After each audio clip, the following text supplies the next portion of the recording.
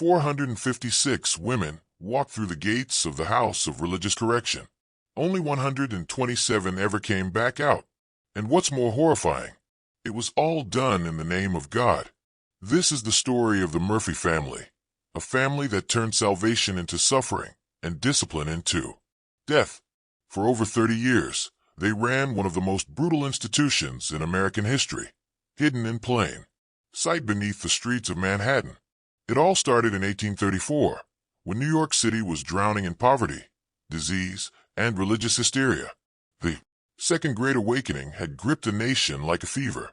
Everyone was obsessed with sin, redemption, and the soul's salvation. In the chaos, Patrick Murphy, a former prison guard from Ireland, saw an opportunity.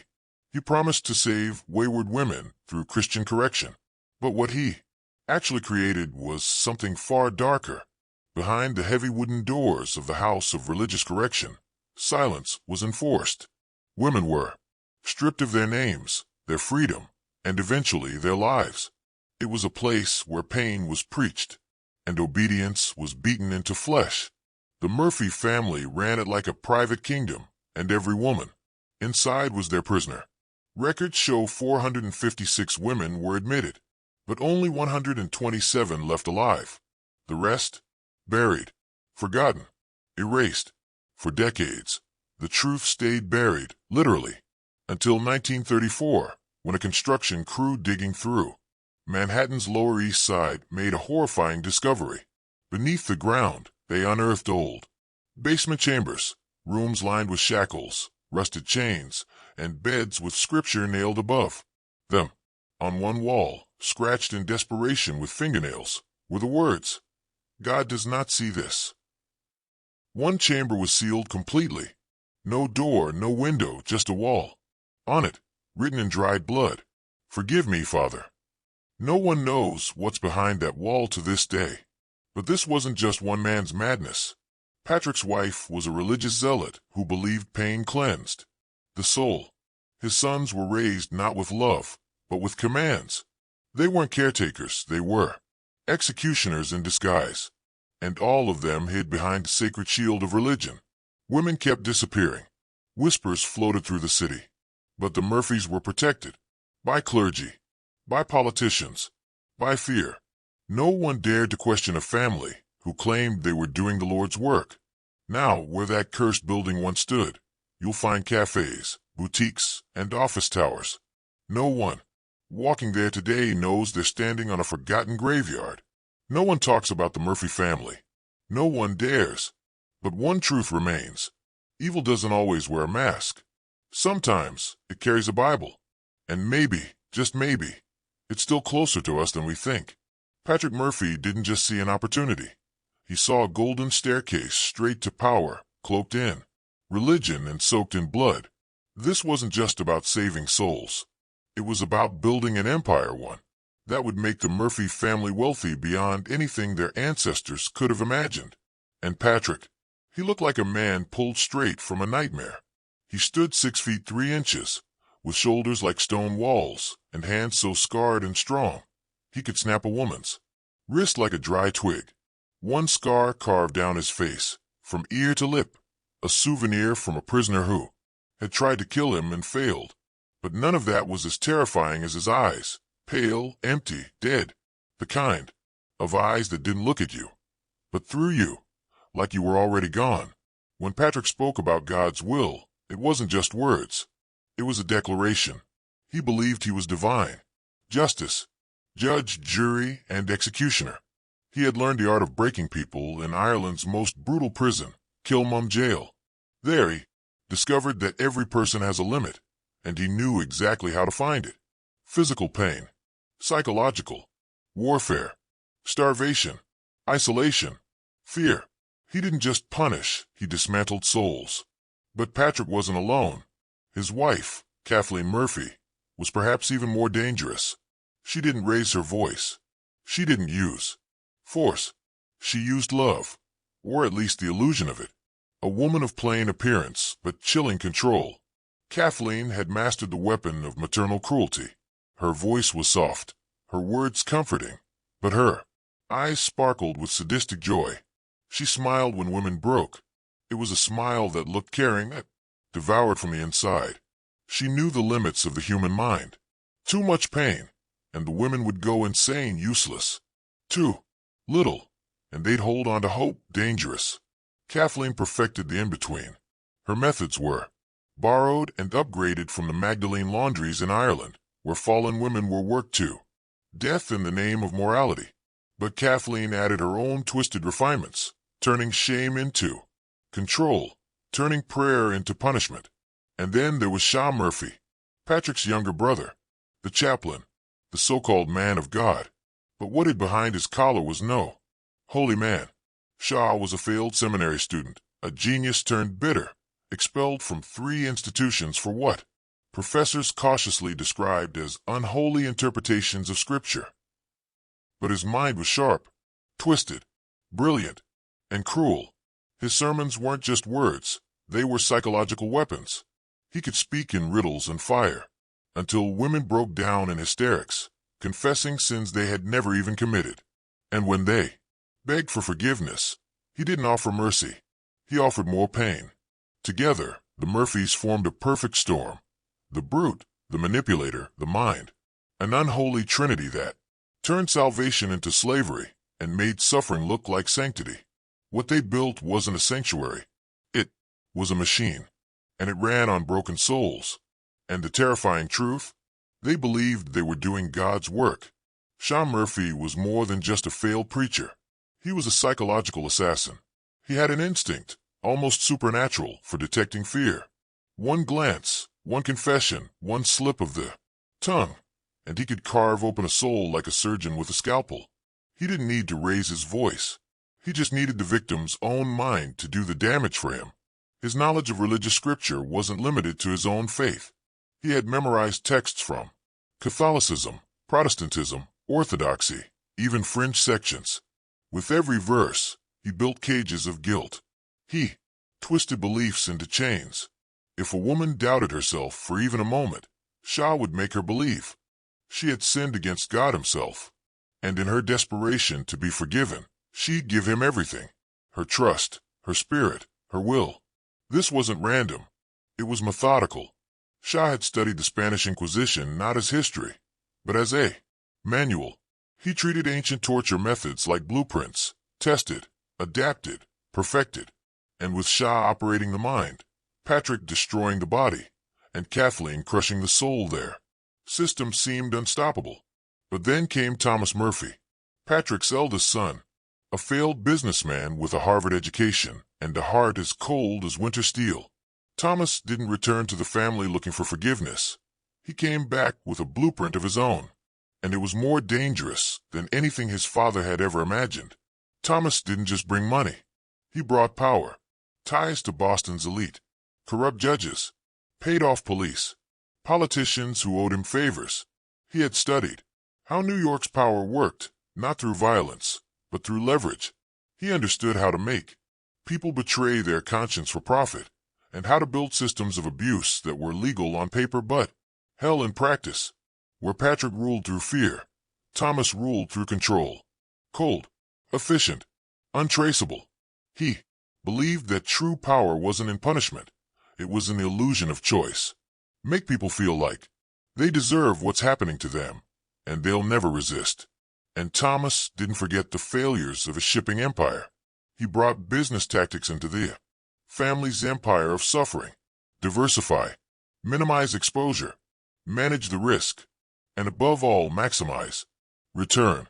These weren't just women, they were resources, assets, inventory, and Thomas knew exactly how to extract every drop of value before they were discarded. But the most terrifying piece of this family puzzle? Mary Murphy, Kathleen's sister, Patrick's sister-in-law, and the quiet shadow behind the operating table. Mary didn't start out as a monster, but the sea made her one.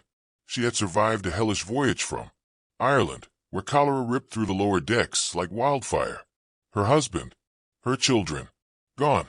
She came off that ship broken and rebuilt herself into something ruthless. Where others saw weakness and felt pity, Mary saw a threat, a disease. She believed suffering was divine. punishment proof of unworthiness. And she made it her mission to deliver that punishment with brutal precision. Her hands had learned surgery through desperation. She wasn't a doctor. She was a technician of torment. Using herbs, crude tools, and cold resolve, she kept women alive longer than nature ever intended, just long enough to ensure they felt everything. Mary was the institution's nurse, the caretaker, the last face many women ever saw. And she documented every wound, every breakdown, every moment of despair, like a scientist cataloging an experiment. Except these were human beings, and they were being dismantled piece by piece. This was no longer just a prison. It was a fully functioning system of suffering, run by a family who believed they were ordained to do it. And the city looked the other way. The House of Religious Correction for Wayward Women opened its doors on a bitter February morning in 1834. It wasn't just a building. It was a stage set for suffering. A 4-story brick giant that once hummed with the sound of textile machinery, now pulsed with something far more sinister. The Murphys had chosen its location with terrifying precision. It sat just close enough to Manhattan's center to be accessible to judges, officials, and clients, but tucked far enough away from polite society to keep the horrors inside from drawing attention.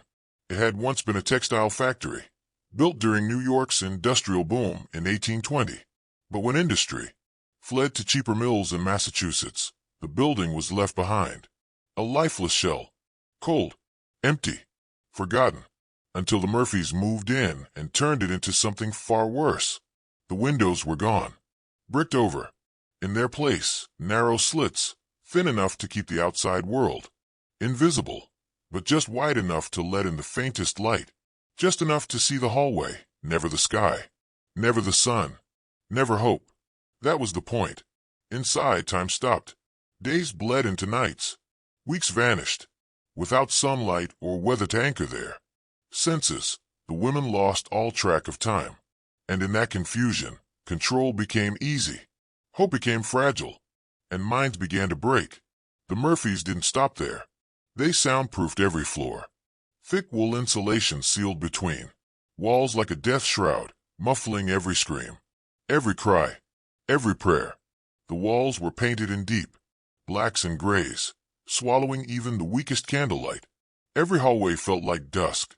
Every corner felt like a grave. And before any hand was raised, before a single word of punishment was spoken, the spirit had already begun to crack. Out front, it was a different story. To the public, the House of Correction was a beacon of redemption, a revolutionary institution that gave fallen women, prostitutes, drunkards, adulterers, and moral degenerates a second chance through prayer, honest labor, and Christian education. The Murphys sold their services to judges, to families desperate for control, to police eager to clean the streets. Pamphlets circulated with glowing testimonials, photos of smiling reformed women, glorified stories of salvation.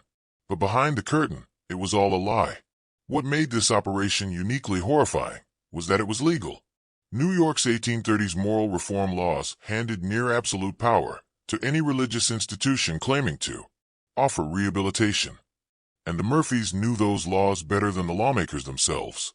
They studied every clause, memorized every loophole. Then they rewrote their charter to exploit all of it. They weren't just torturing these women. They were doing it with full legal authority.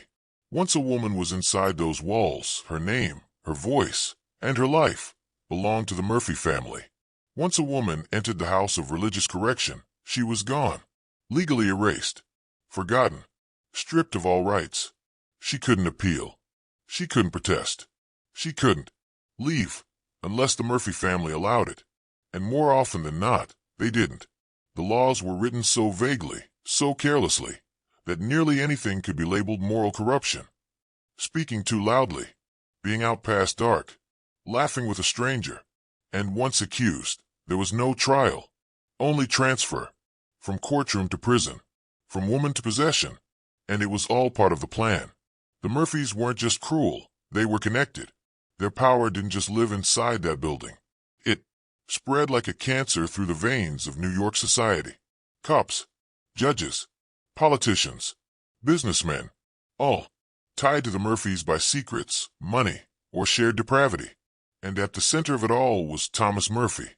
He built this network like a web, slowly, carefully, patiently. Every thread reinforced the next. Every favor bought silence. Every secret bought loyalty. And the deeper you got, the harder it was to break free. These powerful men didn't just protect the Murphy family. They depended on them. Take Judge Hamilton Prescott. To the public, he was a champion of righteousness, a Presbyterian elder, a moral reformer, a man who thundered from the bench about decency and God's law. But behind closed doors, he was the devil in a black robe. Prescott became one of the Murphy family's most useful suppliers of victims. He turned his courtroom into a hunting ground where women were sentenced for crimes that barely existed, talking back, being seen alone with a man, wearing the wrong dress. And if she was pretty, young, and alone, she was as good as gone. What the public didn't know was that Prescott paid for access.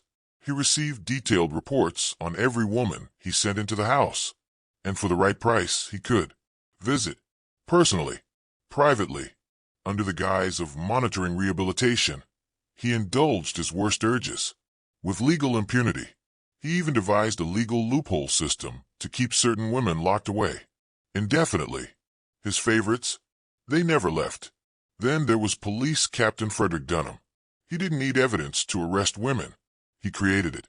Under Dunham's orders, officers targeted poor, foreign, powerless women, especially Irish and German, immigrants who had no one to defend them. A love letter became proof of adultery. A glass of wine meant she was a drunk. A smile at the wrong man became an act of seduction. Dunham ran the streets like a trap. He funneled women into the system like livestock through a gate. And the Murphy family? They paid handsomely for the deliveries. This wasn't justice. This wasn't morality. This was a machine, polished, legal, protected. And its victims were women whose only crime was existing in the wrong place at the wrong time. On a bitter February morning in 1834, a towering four-story brick building stood silent on the edge of the city, a place once filled with the whir of textile machines, now reborn with a darker purpose. Once abandoned, it now served as the house of religious correction for wayward women, a sanctuary of shadows operated by the Murphy family. Its windows, bricked over save for thin slits, kept time and sunlight at bay. Inside, insulation dulled every cry, and the air hung heavy with stillness. To the outside world, it was a beacon of redemption, Christian work, prayer, and repentance. But within it was a prison, cloaked in moral pretense. The laws of the 1830s had armed religious institutions with unchecked authority, and the Murphys seized this power with calculated intent. With carefully crafted legal charters and forged testimonials, they offered the illusion of reform while ensnaring women who had nowhere else to go. Once inside the legal world forgot them. They vanished. No voice, no light, no hope, only the daily rhythm of psychological erosion, wrapped in a language of virtue. Thomas Murphy built an empire on silence and fear, weaving a network of protection that touched every level of New York society. Corrupt police, manipulative judges, and influential reformers made up the web. Judge Hamilton Prescott, a devout Presbyterian and public moralist, masked his personal depravity with his bench's authority.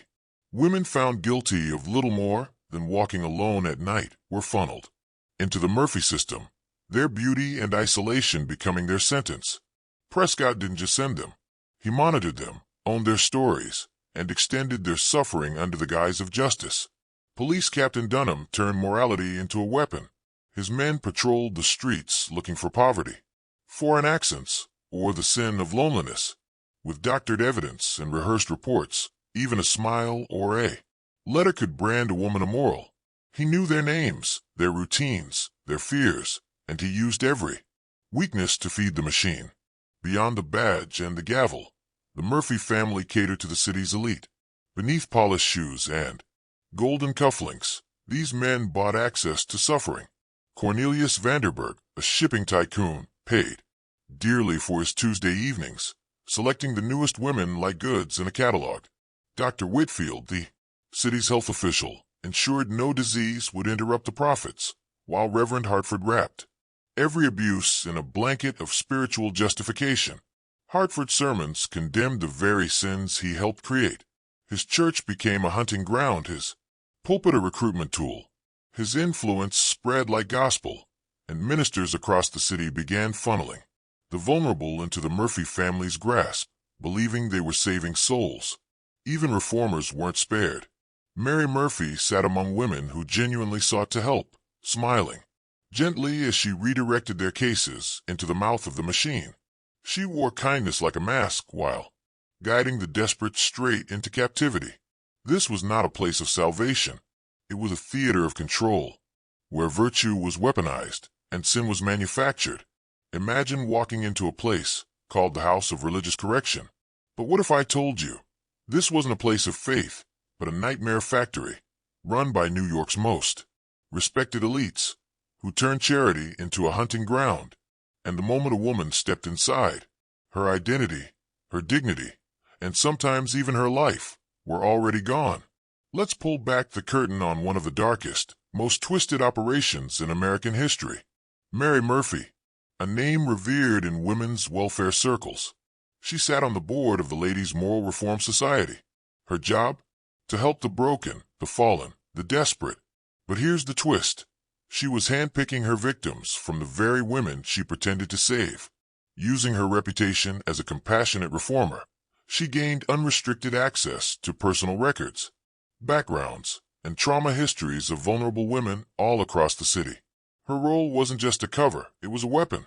And every woman who trusted her unknowingly walked into a spider's web woven by predators in priestly robes. Now meet Thomas Murphy, the financial mastermind behind the empire. This guy didn't just run a brothel disguised as a religious institution. He created an entire financial laundering network so elaborate it fooled New York's top banks. One of those banks, the Merchants Bank of New York, led by President Samuel Rothwell. They accepted bags of cash without blinking. No questions, no paper trails, just dirty money converted into clean profits, real estate, shipping even, government bonds. This wasn't just corruption. It was a full-blown ecosystem of evil. But the true horror? It lived inside those brick walls. Every inch of the House of Religious Correction was designed to erase the soul of every woman inside. Newcomers were dragged into what they chillingly called the purification chamber. A windowless basement room. No light, no hope. There, Mary Murphy herself stripped them, body and spirit. She performed humiliating, invasive exams, not to protect them, but to catalog them for wealthy clients. Eye color, hair, scars, age, trauma history, all documented like livestock in a ledger of lust. Then came Shaw Murphy's role, the spiritual assessment. But make no mistake, this wasn't prayer or comfort. It was a cold interrogation to uncover their deepest fears, their religion, their family ties, every weakness to be used against them. They were broken, branded, sold. What makes this even more horrifying? The system worked flawlessly. Churches, charities, and banks all played their part. Women who went in never came out the same. Most never came out at all. And the public? They saw Mary Murphy as a saint. They saw Thomas as a patriot, and the house as a place of redemption. But behind those walls was organized damnation. This wasn't just a scandal. It was a well-oiled machine of moral decay, hiding in plain sight under stained glass windows and charity banners. The Murphy family didn't just destroy lives. They shattered trust in every institution meant to protect it. So the next time someone says, "Trust the system," ask yourself, what if the system was never meant to save you? Shaw Murphy wasn't just a tormentor. He was a master of the human mind. His understanding of psychology ran so deep, he could pinpoint a woman's exact breaking point within minutes. Some he crushed with religious guilt. Others he broke with threats to the people they loved. And a few he lured into obedience with the faint, poisonous hope of eventual release. Each victim was a puzzle, and he held the key. But his assessments weren't just about control. They were about survival. He knew exactly how long each woman could last before her spirit shattered, and he used that knowledge like a butcher planning how long the meat would hang. The building itself was a weapon engineered for chaos. Its halls twisted like serpent. Corridors led nowhere. Stairs descended into brick walls. Doors stood unmarked. Rooms were mislabeled. The women couldn't form mental maps. They couldn't predict. They couldn't hope. Confusion became their only constant. And confusion, the Murphy family believed, was more effective than any chain. The lights were dim, just bright enough to see the fear on their neighbor's face. Each woman was stripped of her name, replaced by a number. Stripped of her identity, reduced to a product. Their belongings? Burned. Wedding rings, lockets, crosses, family photos, gone, in a fire they were forced to watch. Patrick Murphy called it casting off the old sinful self. Shah delivered sermons during the burnings, preaching about rebirth and purification. But these were no baptisms. They were funerals for the women they used to be. And then came the routine, a soul-crushing schedule designed to extract every ounce of spirit and profit. At 4 a.m., they were dragged from sleep for prayer and confession. But the prayers were hollow. The confessions were coerced. They begged forgiveness for sins they didn't commit. They apologized for being born female, for being human. And Shah Murphy recorded every word, evidence of their so-called depravity. Evidence he'd later use to prove to the world that these women deserved what happened to them. And all the while, the Murphy family grew richer, feeding off pain, breeding despair, preaching salvation, and delivering hell. Imagine waking up every day to rotting grain porridge and bread, so stale it could crack your teeth. That was breakfast, a cold, calculated dose of starvation. Not to kill, just enough to keep you barely alive. Why? Because a hungry prisoner is a controllable prisoner. These women were trapped in a nightmare engineered by the Murphy family, a system so precise, so dark. It treated food like a budget line on a spreadsheet. If they ate too much, they might resist. Too little, and they'd die. So the Murphys designed a diet to break both body and will. And once breakfast ended, the real punishment began. From sunup to noon, it was backbreaking labor in suffocating rooms filled with chemical fumes and screams that no one heard, washing hotel sheets, sewing clothes for strangers, building products in sweatshop conditions. The Murphy family was making a fortune, and the women were too weak, too tired, too broken to plan escape. But if you got sick or couldn't keep up, you weren't sent to a doctor. You were sent to a different kind of hell. Tasks so degrading, so soul-shattering, it made hard labor look like mercy. But the worst was yet to come. Every afternoon, Shah Murphy, the cult's mastermind, held his moral instruction. Imagine standing for hours, unable to sit, as he screamed about your sins, your failures, your worthlessness. This wasn't just preaching. This was psychological warfare, based on techniques from the Spanish Inquisition itself. He used guilt, shame, fear, not to save souls, but to crush them.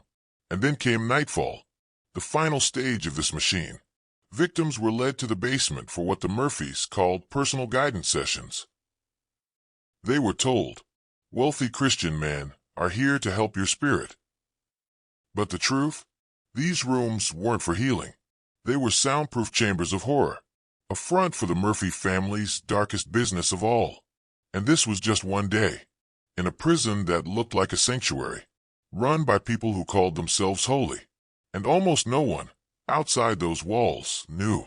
Until now. Imagine a place where women weren't just imprisoned. They were categorized, broken, and sold off like property. Welcome to the Murphy Family Institution, where salvation was a mask and hell wore a priest's collar. Beneath the walls of what was once called a rehabilitation center lurks a truth so horrifying it will shake you to your core. In the dimly lit basement, behind locked iron doors, human beings were not seen as souls.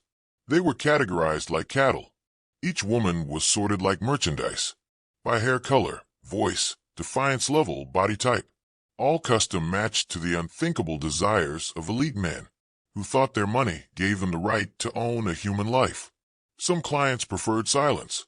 Others wanted women still clinging to hope, so they could crush it themselves. The Murphy family delivered everything, with surgical precision. And the worst part?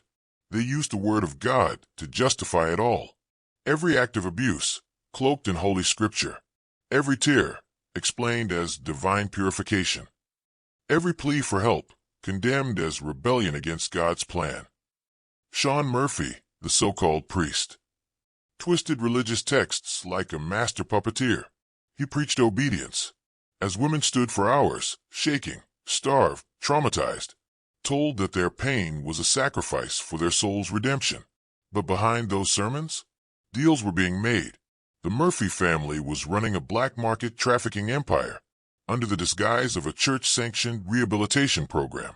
And just when you think it couldn't get worse, during a raid, authorities found 3 separate ledgers, and what was inside would shatter the illusion and expose a global network. Ledger 1, a clean book. It listed charity donations, laundry services, and rehabilitation program fees. Just enough to fool the law. Ledger 2, a client database with preferences, payment histories, and horrific personal notes. Coded language, but investigators cracked it. SBK meant still has spirit. Break slowly. WHT full meant white, fully submissive. Ledger 3, the darkest of all. A journal of experiments. Psychological, physical, and theological methods of control, refined, recorded, and tested like science. Thomas Murphy, with his Ivy League business mind, had turned his family's cruelty into a corporation of torment. He wasn't a madman. He was a CEO of suffering. And this is just the beginning, because in the next chapter, you'll see how the Murphy family used their wealth, religion, and politics to stay untouchable for decades. You'll see how powerful men protected them, how victims were silenced with fear and scripture, and how one survivor would rise from the ashes to bring it all crashing down. If this story makes your heart race, warning if it makes you angry or sick, then you need to see what happens next. Backhand index pointing right, smash the like button. Share this story with someone who needs to hear the truth, and subscribe. Because the most disturbing part of all this? It's based on real cases. Stay with us. The reckoning is just beginning. What if I told you that behind this wall was a secret ledger that exposed one of the wealthiest and most sadistic criminal families in American history? And no, this isn't fiction. It's real. It's dark. And it's way worse than you think. Deep inside Thomas Murphy's private office, hidden behind a false wall, was a ledger. But not just any ledger. Ledger 1, clean, honest, a decoy. Ledger 2, a whisper network of bribes, blackmail, and dirty money flowing to corrupt officials. But then, Ledger 3, the monster behind the mask. This one told the real story, and it would take decades to be discovered. During a renovation, workers smashed through plaster, and boom, they found it. The ledger revealed millions, yes, millions in today's money, made through something the Murphy family called backhand index pointing right, moral guidance services. Sounds noble, right? Wrong. It was an industrial-scale operation of psychological manipulation, humiliation, and control disguised as rehabilitation. And it was sold in tiers, just like a twisted subscription service. Tier 1, marketed to lower-level officials and businessmen. They paid to watch group counseling sessions, which were actually public humiliations of prisoners, branded as moral reform, but in reality, a grotesque spectacle. Tier 2, premium, private sessions. Clients picked specific women. They received progress reports, and even helped design the torture.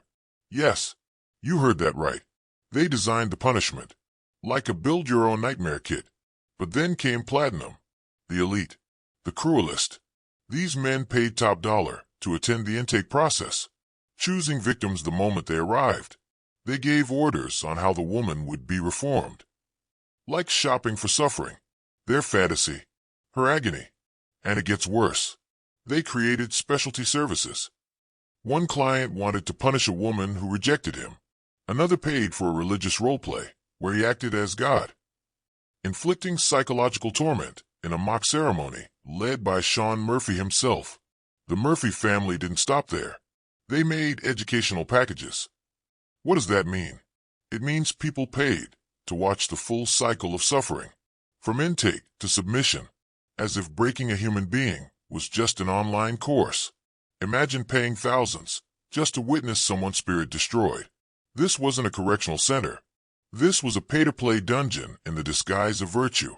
Thomas Murphy had friends in powerful places. Judges, lawmen, politicians, bought and paid for. Their silence was guaranteed because they were clients too.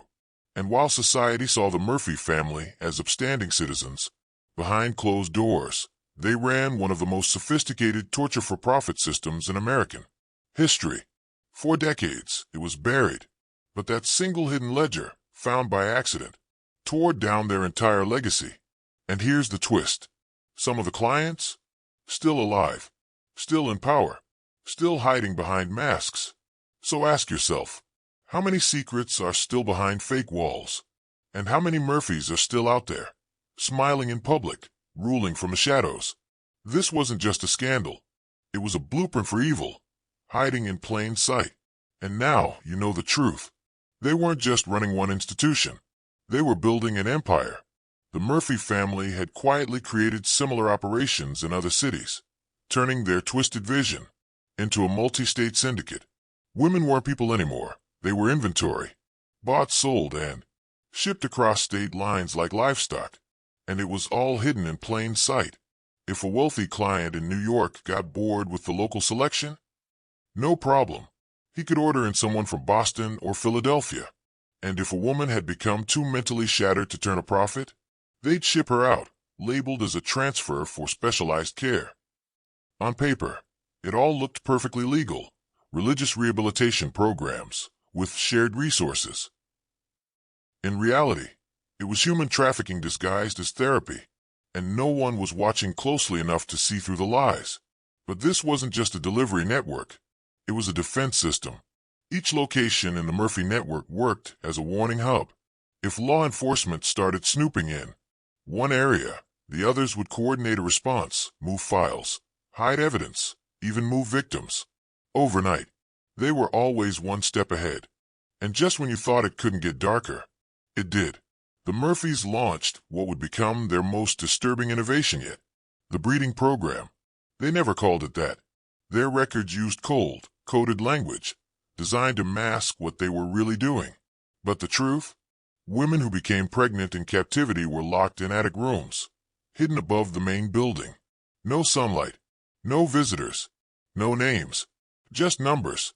And when they gave birth, their babies were either sold to childless couples who believed they were rescuing orphans, or they were kept to be raised inside the very system that enslaved their mothers. Children born into a lie, told they'd been saved by Christian charity, trained to become the next generation of victims or enforcers. And behind it all, two names ran this nightmare like clockwork. Sean Murphy, who called this breeding horror the creation of new life through moral purification, and Mary Murphy, the cold, calculating matron of the attic. She tracked every girl's cycle, every pregnancy, and every viable birth, like a livestock breeder. She knew which herbs could end a life quietly, and which procedures could force one into the world. Efficiency over mercy, profit over pain. But the Murphy family didn't stop at breaking spirits and selling babies. They monetized every second of a woman's suffering. During the day, victims worked manufacturing jobs inside the facility. At night, Kathleen Murphy stepped in with a plan to turn broken women into a workforce. She brokered deals with legitimate businesses. On paper, these were reformed women sent out to reintegrate with society. In truth, they were mentally shattered, physically exhausted, and still enslaved. Seamstresses, maids, factory workers, moved like assets, tracked like cargo, owned by a family who preached virtue and practiced evil. This wasn't just a corrupt institution. It was a machine, built to harvest every drop of value from a human life, from birth to labor to silence. And yet somehow, it was allowed to grow, to thrive, to spread, because no one ever thought to look behind the wall. They were the perfect employees, not because they were trained, but because they were broken, silent, obedient, and terrified. These women, shattered by years of psychological and physical abuse, never spoke out, never stole, never resisted, not because they had changed, but because they knew what would happen if they did. They'd seen what happened to others. They remembered the screams. So they folded laundry, stitched fabric, served tea, and smiled while dying inside. Their employers? They praised the Murphy family, called their methods revolutionary. They thought these women were proof that redemption worked. But behind every forced smile was pure terror, a mind conditioned to believe that speaking out was a death sentence. And while the Murphy name gained respect in polite society, Thomas Murphy was secretly building something far darker, a human trafficking empire. He formed alliances with ship captains and immigration officials, giving him first access to the desperate, the women who had barely survived the voyage to America. Imagine this. You've just crossed the Atlantic. You're starving, alone, broke, and the first person to greet you offers a job. It seems like salvation. In reality, it's a trap. Murphy's agents were already waiting at the docks, like vultures. They scanned the crowd of newly arrived immigrants, looking for easy prey. Women with no family, no papers, and no one to come looking for them. Within hours, those women were gone, disappeared into a system designed to erase them. And it would have kept going forever. But in 1866, everything changed. For over 30 years, the Murphy family had been untouchable, protected by judges, cops, and politicians. But power was shifting. Reformers were rising. The same corrupt network that had shielded them began to fracture. And then came the first crack. From inside the system itself. Detective James Flanagan of the Metropolitan Police had been investigating missing persons cases in the Irish neighborhoods of Lower Manhattan. At first, it seemed routine. Women vanished all the time. His superiors weren't concerned. But Flanagan was, especially when the disappearances began increasing. And then, it got personal. His niece, Margaret O'Sullivan, vanished. She'd been arrested for public intoxication. But this wasn't some troubled woman. She was respectable, a seamstress, clean record. She had just buried her fiancé and was grieving when she was taken. And then she was gone. That's when Flanagan dug deeper. He started noticing patterns. Arrest records didn't add up. Sentences were unusually harsh for women, and always the same type. Young, working class, vulnerable. These weren't random cases. This was a system, one that targeted women to feed the machine. Flanagan followed the trail. What he found would blow open a secret that had survived for decades. And what came next would shake the entire city to its core. Detective James Flanagan was closing in. His investigation into the sudden disappearance of women had uncovered something deeply wrong. An abnormally high number of them were being arrested for vague morality charges and sentenced to one place, the House of Religious Correction. So, when his niece Margaret vanished and he traced her final arrest to that same building, he demanded answers. But when he tried to visit, she's been transferred, they told him. To where? Specialized treatment. But there were no records, no signatures, nothing. That's when Flanagan knew this wasn't neglect, it was a cover-up. And he wasn't the only one who'd noticed. Enter Father Michael Ollie, a reformist priest from the Irish parish. For months, Father Ollie had been documenting the disappearances. Quietly, diligently. He noticed something strange. The missing women were the most faithful, the ones most involved in the church. Their sudden branding as immoral made no sense. Digging deeper, he found witness reports that contradicted themselves. Arrest records with missing names. Some witnesses didn't even exist. He and Flanagan joined forces, and that's when things got dangerous. The corruption network that had protected the Murphy family for decades started to tremble, especially Captain Dunham, a key player in the operation. Dunham panicked. His career, his secrets, his power all at risk. So, he did what all desperate men do. He tried to erase the truth. Dunham ordered a fire, planned to look accidental. The goal? Burn it all. Destroy the building. Kill the witnesses. Bury the Murphy family's sins beneath ash. He picked the early morning hours, when the victims would be asleep, when no one would expect it.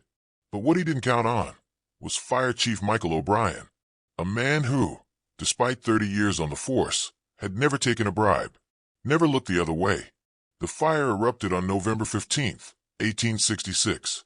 It moved fast, too fast. When O'Brien's team arrived, they expected smoke, damage, maybe some casualties. What they found? Hell on earth. Dozens of women, chained, shackled, hidden in basements that weren't on any official blueprints. Their screams rose above the roar of the fire.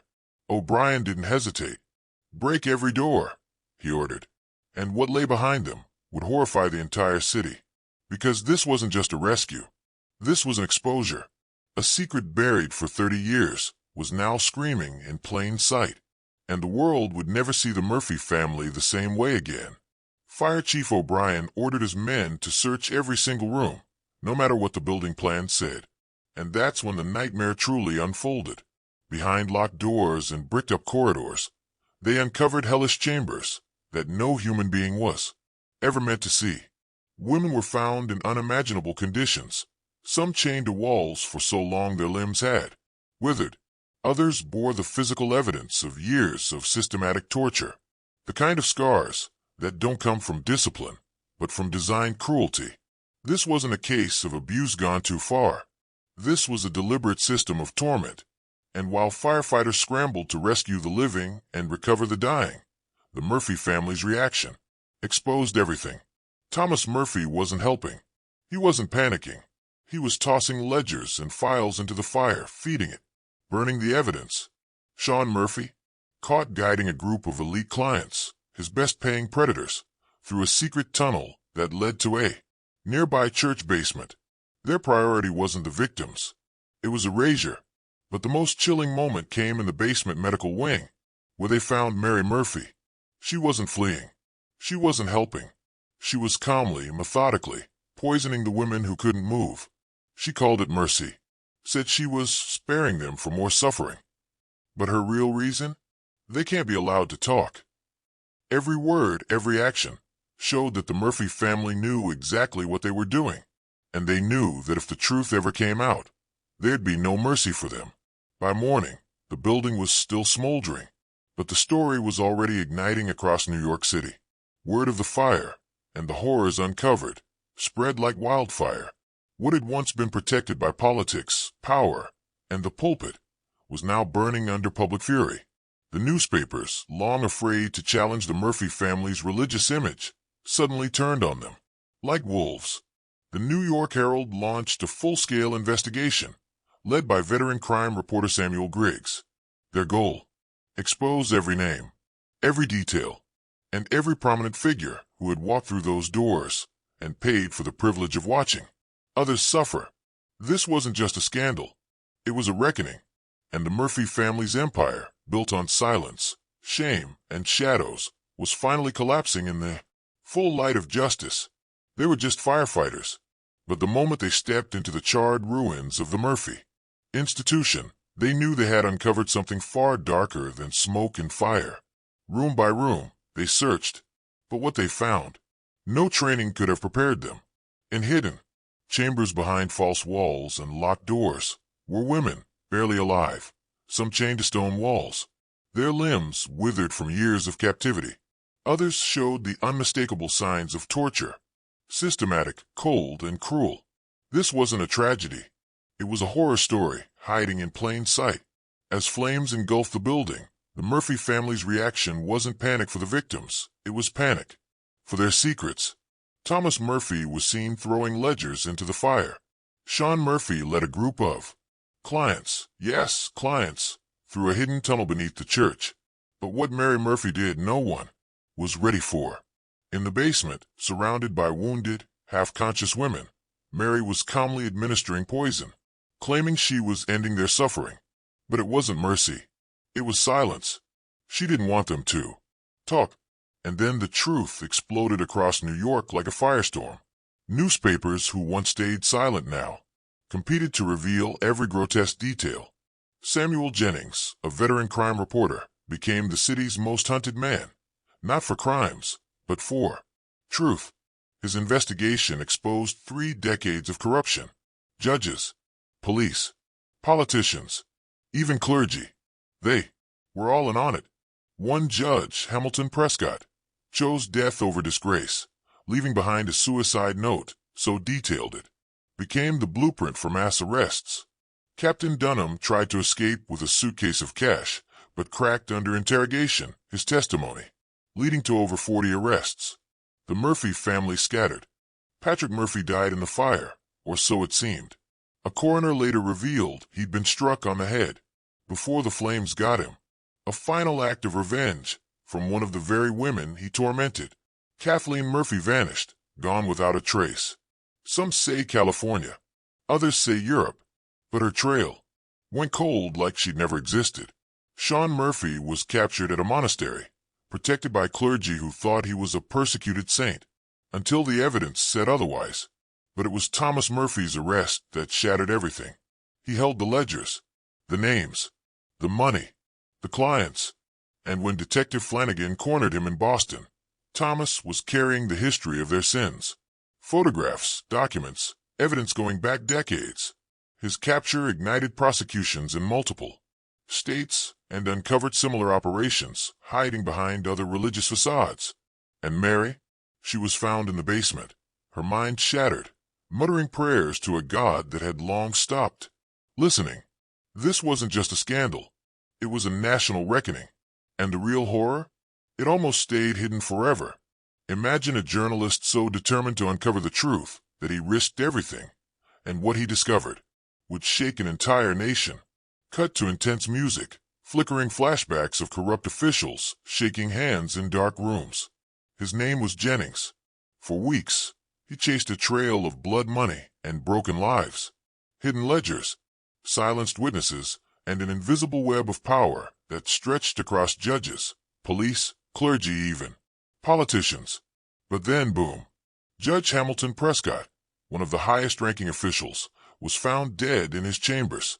Suicide, or the ultimate cover-up. A suicide note confessed it all.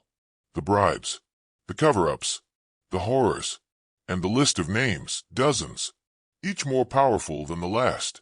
The public gasped. Investigators moved in.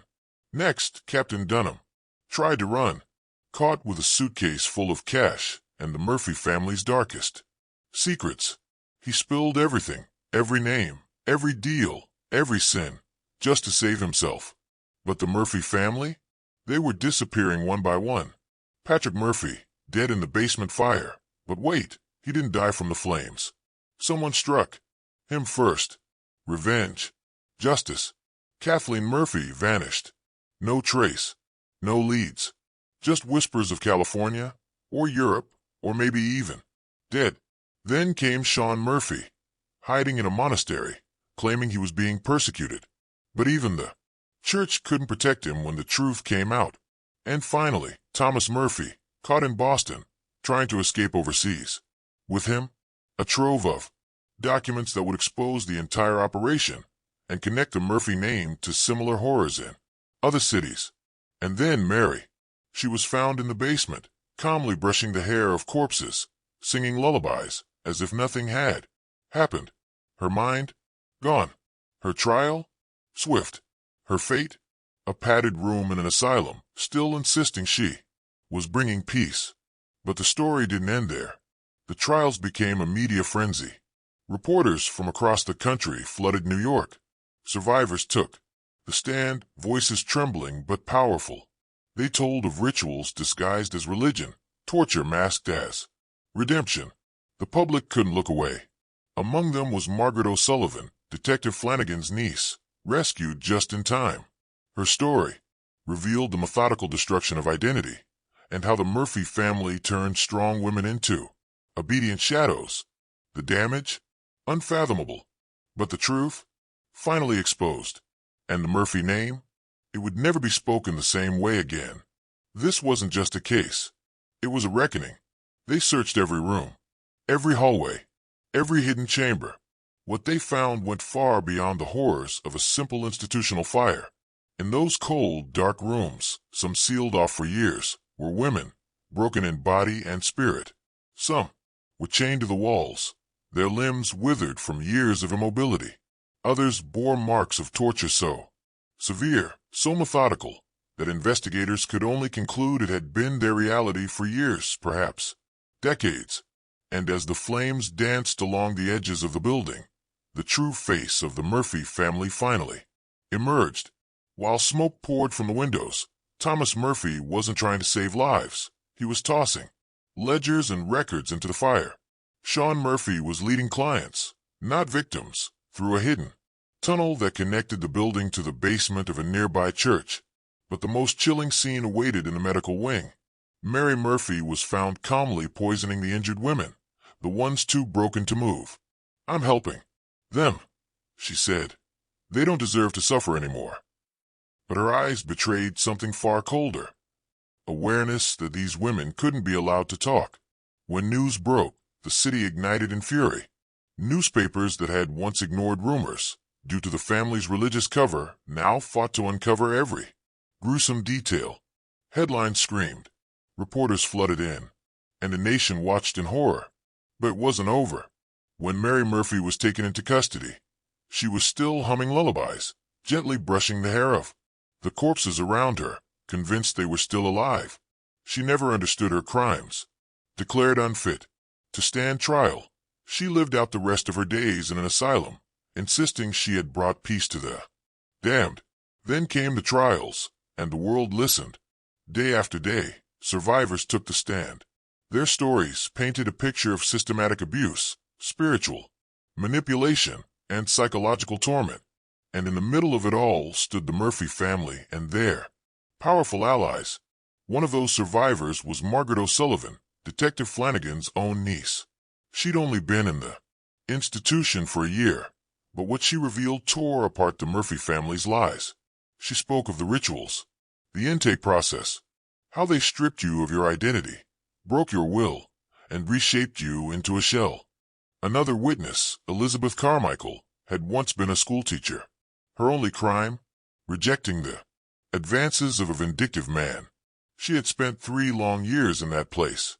Her testimony stunned the courtroom. Elizabeth revealed that clients, wealthy, powerful men, would order women like items from a catalog. Specific professions, specific backgrounds, tailored degradation. And behind it all, the so-called moral leaders of New York, businessmen, clergy, politicians. They weren't just complicit, they were regulars. The most damning was Reverend Josiah Hartford, a man hailed as a reformer. But his private journals told another story. Inside were scriptures twisted into tools of torture, justifications for unthinkable acts, dressed in religious language. But it didn't end in New York. The documents found in Thomas Murphy's vault revealed connections, an underground network of institutions across America. Philadelphia, Boston, Chicago, cities where this horror had taken root, where women disappeared behind brick walls and reemerged as whispers, if they ever reemerged at all. The Murphy family hadn't built a home for the fallen. They'd built an empire of suffering. She wasn't screaming. She wasn't crying. She was singing lullabies. When police finally raided the grim, silent corridors of the Murphy Women's Asylum, they found her, sitting calmly among the dead.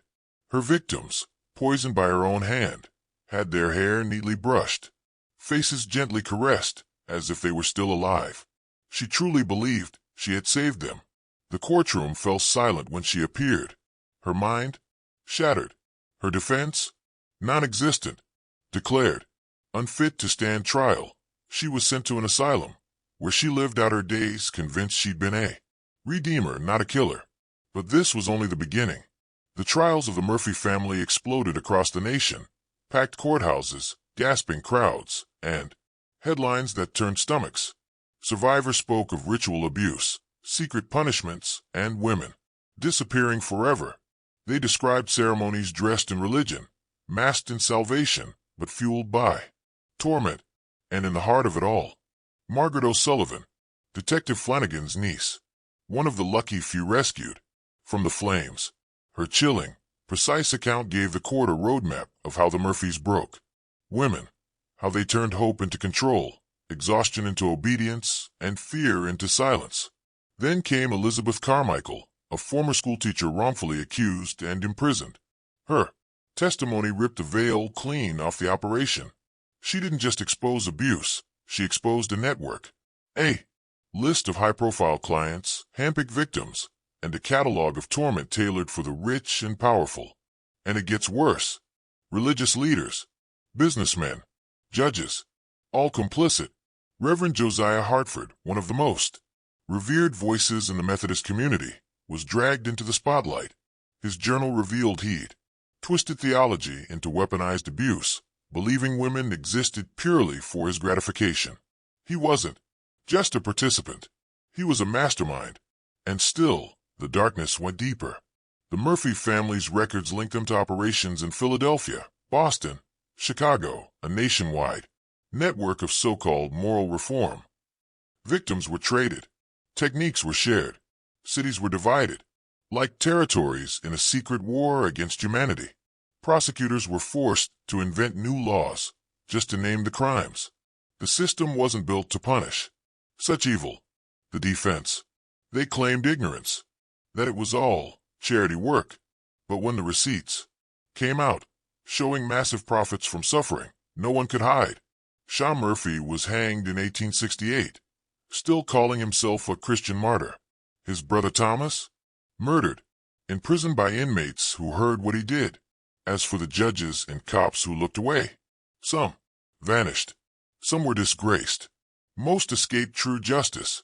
One thing became clear. This wasn't just a crime. It was a plague of silence, festering under the name of God, morality, and order. And it took one burning building, one defiant survivor, and one determined detective to ignite a revolution.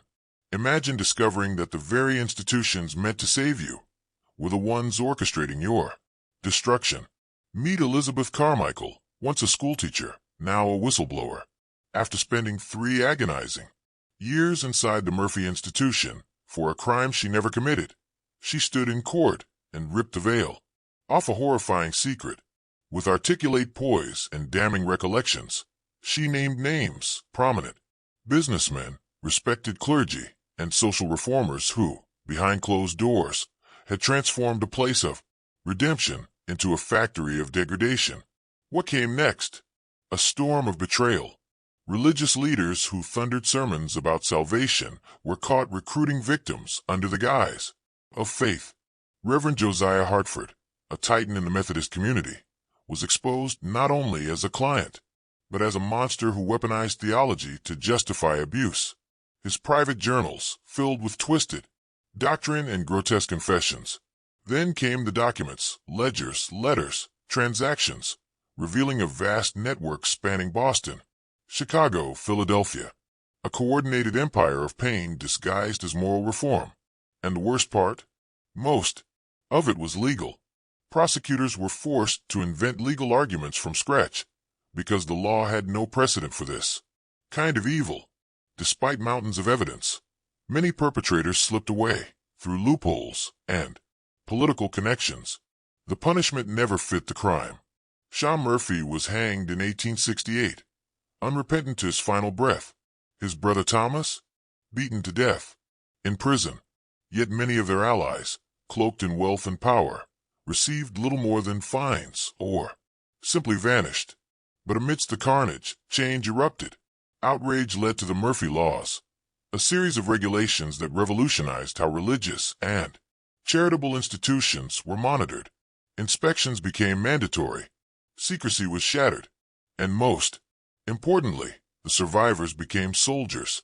These women, once silenced, now marched with Elizabeth Cady Stanton and other suffragists, using their trauma as fuel to demand legal rights, social protections, and a voice that would never again be ignored. This wasn't just a trial. It was a reckoning. And it proved one thing. When institutions fail, it's the voices of the broken that must rebuild the world. The walls of the House of Religious Correction echoed no more. In 1869, the city of New York made a haunting decision. The entire building, where generations of Women had cried out in silence, was demolished, but not replaced. No one was allowed to build on that land for 50 years, as if the soil itself was soaked in sorrow. Locals began to whisper that the ground was cursed. Even today, people walk past that quiet park without knowing why they shiver, why the air feels heavier. But those who do know, those who've heard the story of the Murphy family, understand that some places carry scars. America, too, bore a scar from what happened. Because this wasn't just a scandal, it was a mirror.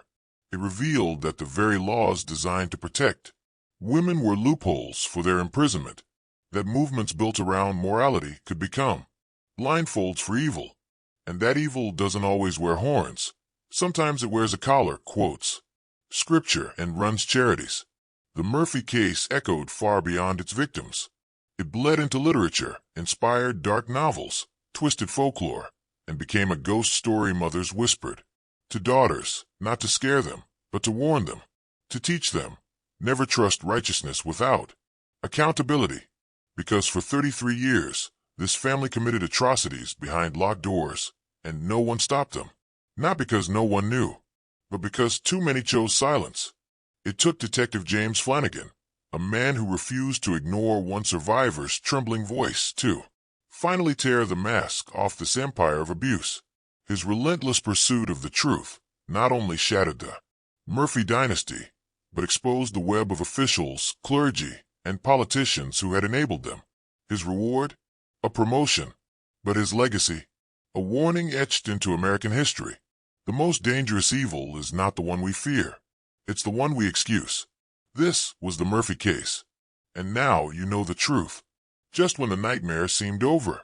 Just when the Murphy family's name had finally faded into the shadows of forgotten history.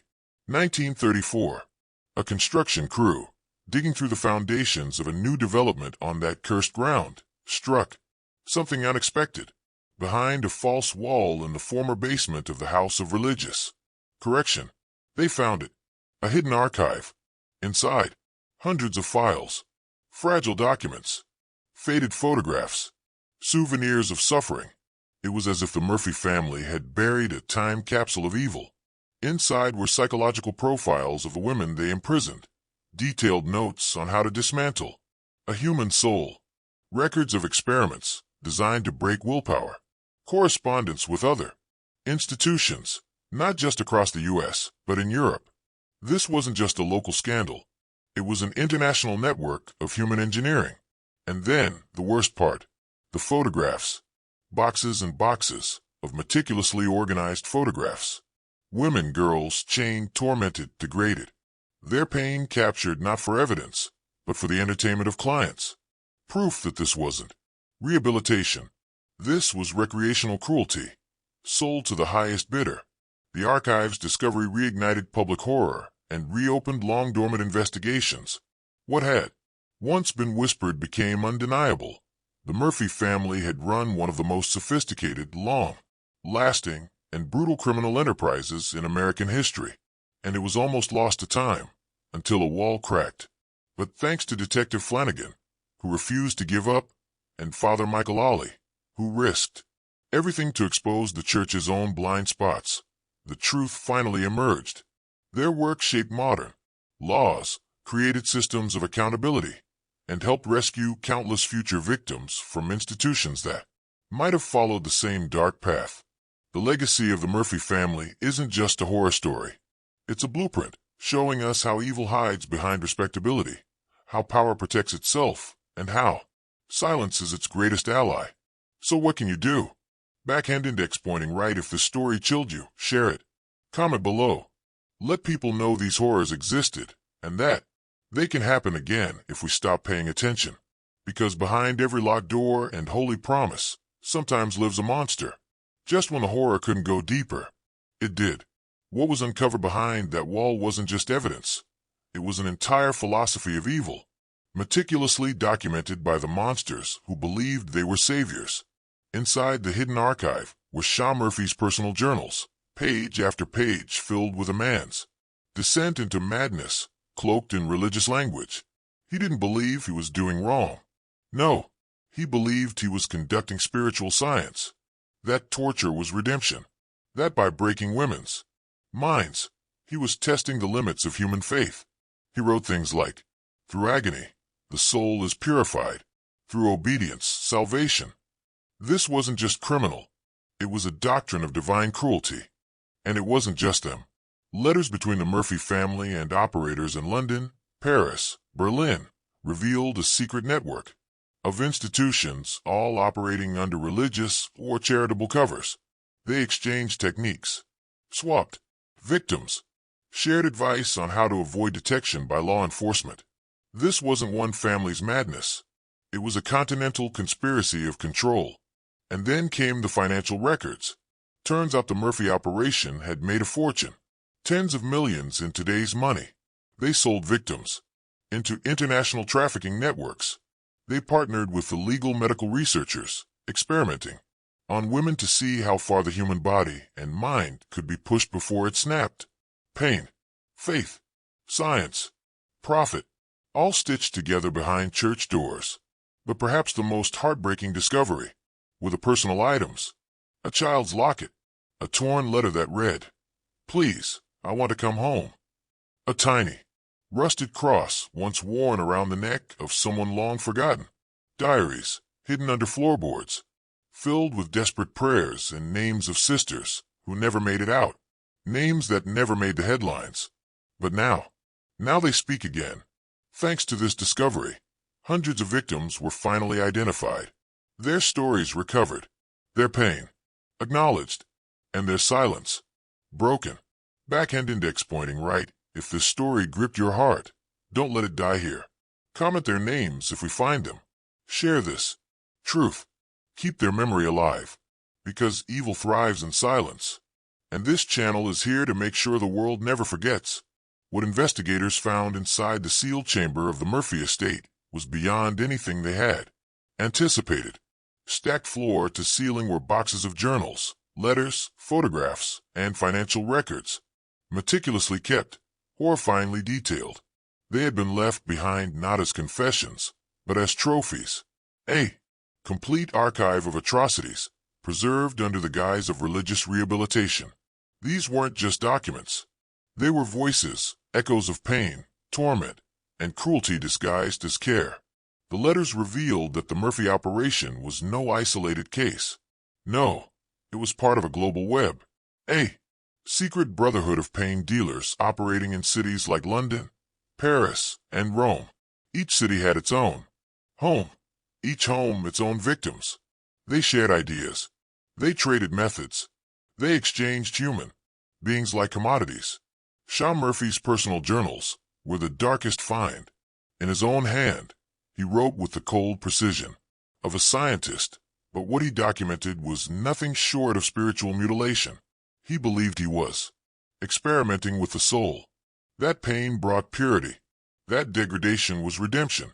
He wrote of breaking women to remake them, of tearing them down to build his twisted version of salvation. But these weren't just theological musings. They were field notes, calculated trials. He detailed how long it took a woman to lose her identity, how starvation affected obedience, how sleep deprivation made victims confess to sins they'd never committed. He viewed every scream, every tear, every shattered soul as data. Then came the financial records, hidden away from the first investigators. They showed that the family had made fortunes, more than anyone had imagined. Millions in today's money, all fueled by agony. Profits from trafficking, from secret medical experiments on unwilling bodies, from deals with doctors, obsessed with pain thresholds and psychological ruin. And scattered among these records were the most heartbreaking pieces of all, personal belongings of the women, faded letters from mothers, photos of siblings, handmade crosses, diaries written on scraps of fabric hidden under floorboards. These weren't just victims anymore.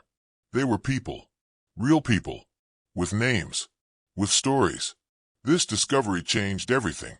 The NYPD formed a new historical crimes unit to unearth the full truth. Using modern forensics and research techniques, they uncovered something chilling. The Murphy operation had been even larger than suspected. Even worse, Some of the people involved had escaped justice. They'd scattered across cities, continuing their work under new names and new facades. And the patterns of abuse followed. Cases once considered isolated suddenly made sense. Disappearances, unexplained deaths, rumors of homes for fallen women that never reopened. It was all part of a wider shadow, a virus that had spread from one institution to the next, protected by silence, secrecy, and society's trust in religious and charitable authority. Experts now study the Murphy case as a warning of how evil thrives not in the shadows, but in the open, wrapped in respectability. How entire communities can ignore screams behind locked doors if the person holding the key wears a cross. This wasn't just one family's cruelty. It was a systemic collapse. A failure of courts, of clergy, of the press. A failure of the people to ask questions. And the most disturbing truth? The Murphy family wasn't unique.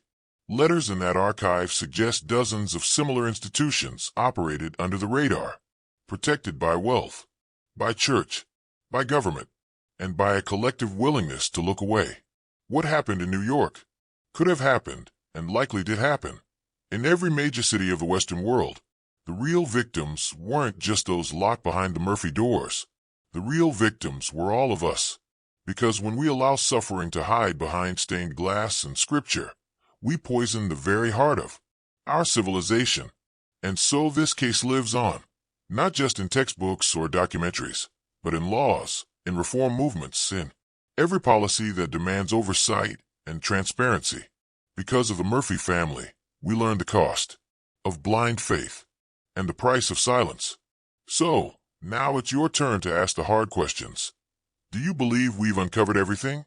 Or do you think there are more secrets buried in the alleys and attics of history? If they operated for over 30 years, how many others did too and got away? Tell us what you think in the comments. If you value stories that confront the darkest parts of human nature and force us to face uncomfortable truths, make sure to subscribe. Hit that notification bell. Share this video with someone who still believes. All saints wear halos, because as the Murphy family case has shown us, the worst monsters don't hide under the bed. They hide behind pulpits, and sometimes behind a smile. This has been your window into the past, a past that tried desperately to remain hidden. But truth, like the dead, does not stay buried forever. We'll see you in the next video. Until then, keep the lights on.